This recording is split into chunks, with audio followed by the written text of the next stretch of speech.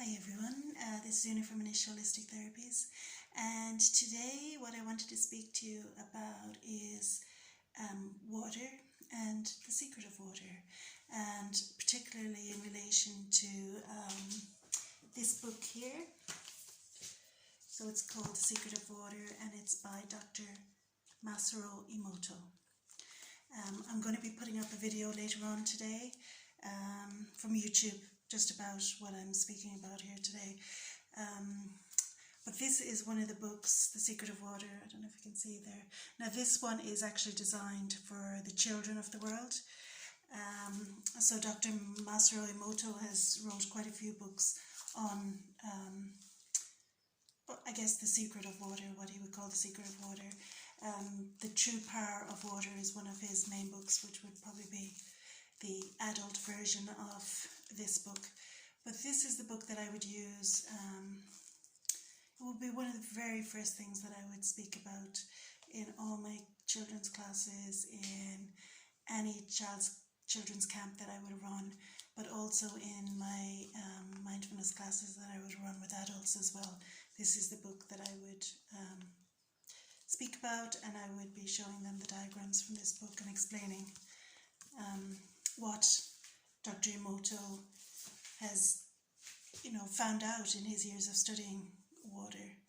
And I guess really what the main thing that he has found out is how our thoughts and our words affect the vibration of the water and the crystal formation of our water.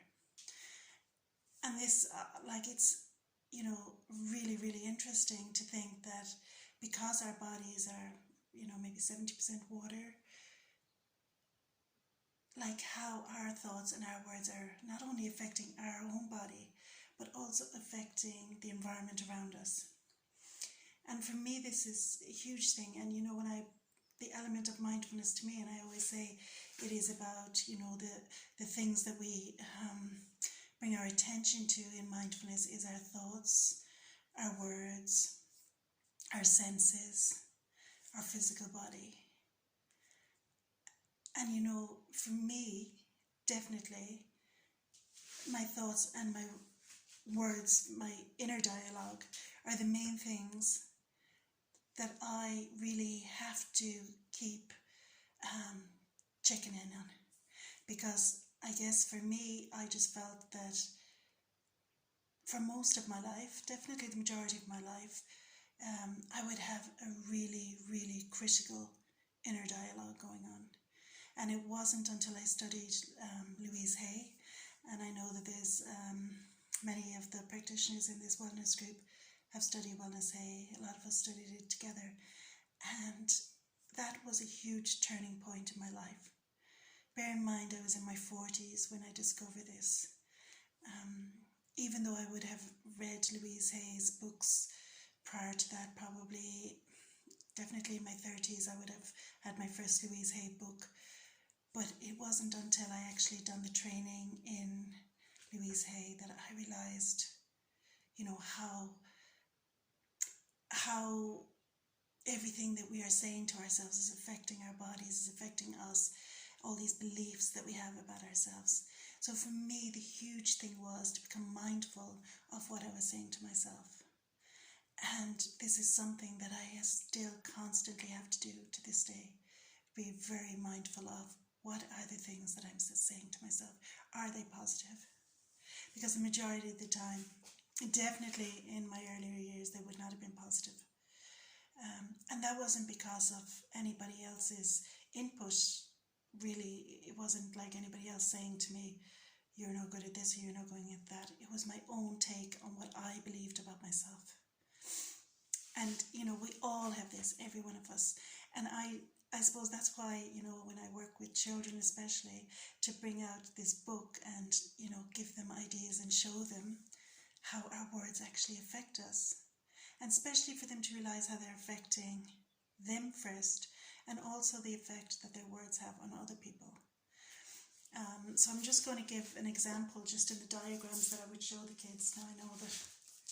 So this is just a quick example, but like I said, I will be putting up a video later of Dr. Masuro. So if we just look in here, and this is water, the water had vibrated like this, and the words that were spoken here is "you fool, you fool." Okay, so we can see that it's just kind of gone around and round and swirled. And then we look at this picture, and we see how the water has formed this beautiful, almost like snowflake crystalline. And the words here is love. So they're two very different images. And you know, kids especially are quite intrigued by this, to see the pictures, see how it, it does affect. But for adults also, like, how mindful are we of the words that we speak? And you know, when I speak to children and I go into the schools, and really I think 4th, 5th and 6th are the ones that kind of really grasp it even more, because it's at that stage really, sometimes younger, but definitely at that stage, that they have a lot of negative self-talk about themselves. It could be to do with sports. Oh, I wasn't good enough to make the team, or I played really badly in that football match, or I done really bad in this test, or I'm no good at art, or I'm no good at maths, or I'm not pretty enough, always comparing. This is when it starts to compare yourself to somebody else that you feel is more attractive or has more going for them than you feel you have for yourself. And, to get at that age and to just start implementing, with this talk that you're speaking to yourself, how is it affecting your body? And, then we do just little exercises and, really people know this, because people know that when somebody pays them a compliment, and I say this to kids, when somebody says something nice to you, good to you, how do you feel in your body? How do your body feel? Just, sit with that for a moment, just thinking, somebody's just told you how beautiful you are and how smart you are and how kind you are. How are you feeling in your body? And so most of them will say, yeah, I feel really good. Yeah, my body feels good. I feel it. And where might I feel it in my body? And then I'd say, if somebody was to say to you, oh my God, that was a really bad shot at football or soccer or whatever, or you done really bad in your maths test. I don't know if you're smart enough to do this. How do you feel then? What do these words, how do they affect you? And then again, most kids or adults the same would say, well, I don't feel really good about myself. And so they feel that in their body. So there's almost like this heaviness in their body from those words. And when we go through life and I say, well, how do you speak to yourself? How do you, are you disappointed after maybe like that, a football match or soccer match? Because, everybody gets so into what they're into. And they would say, yeah, I would have a lot of negative talk. And so many of the kids have come up to me after this class and said, thanks. I never realized the impact my words had on me. And, and it's about just changing it and going, well, maybe I didn't have the best day today, but I can improve on this, and I know I can improve on this. And same with the maths test or with anything that's coming up. Okay, it might not have been my best attempt, but I know I can improve. And just always just looking, how am I expressing it? To change it about so that it's a more positive way. And about focusing on the wonderful attributes that you have, rather than the, looking straight at, oh my goodness, whatever. For me at the moment, I'm going through the stage of growing my grey hair out, and it's kind of not looking too probably attractive at the moment.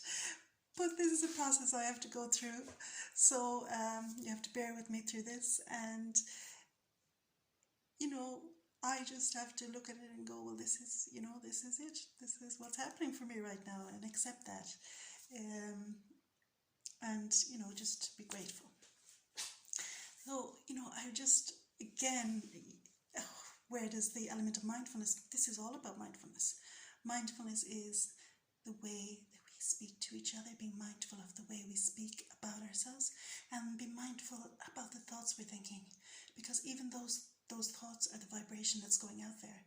So even if we don't say it out, you know, physically we don't say it out, if we're thinking, oh God, I'm so crap at this, or I'm not good enough for this, or I'm not able to do this, that's the vibration that we're putting inside our body as well, and putting out, you know, out into the universe. I'm not, I can't. It's very, I suppose, heavy vibration, other than I can, I am. I am are two of the most powerful words, and depending on what goes after that. So I am good enough. I am confident. I am healthy. I am happy. All those words. I am improving all the time. And just changing again, it's the frequency and the vibration. So I would, I guess, just ask you just to be mindful of, you know, the week, you know, ahead of us. How are we speaking to ourselves? What are the words that we say to ourselves when we look at ourselves in the mirror first thing in the morning, to as we go through the day? Can we again check in on the words that we're speaking, knowing how they actually are affecting our physical body? Can we do that? Can we also just become aware of the thoughts that we're thinking? Again, being aware that they are also affecting our physical body.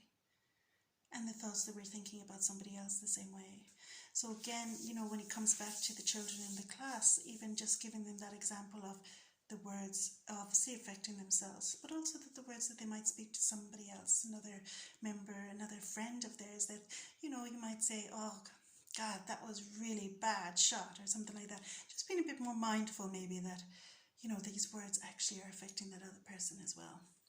So it's always just planting a seed in somebody's mind to be more mindful of, you know, our words and our thoughts. And I mean, this seed, I guess, was planted in mine quite a few years ago. But again, the lead up to that, many, many, many years before that seed was planted, there was a lot of other seeds planted. So it's about, you know, pulling out the weeds, I guess, you know, just going into your mental garden and realizing, well, what are the ones I want to keep and what are the weeds that I need to? It's like any garden. Some things we need to get rid of, and, you know, we want to sow more positive things instead. So just moving forward for the week, I just ask you to just maybe go into your mental garden and just check on, you know, what are the weeds that may be there, and what are the flowers that you want to create in this beautiful mental garden of yours, and taking the steps to do so. And again, the first step is awareness of the way that we are, the way that we speak to each other, the way that we think about ourselves, and then to others. So that's my thoughts for today. Again, please give me any feedback. If you have any feedback on this, I would always welcome it. Thank you.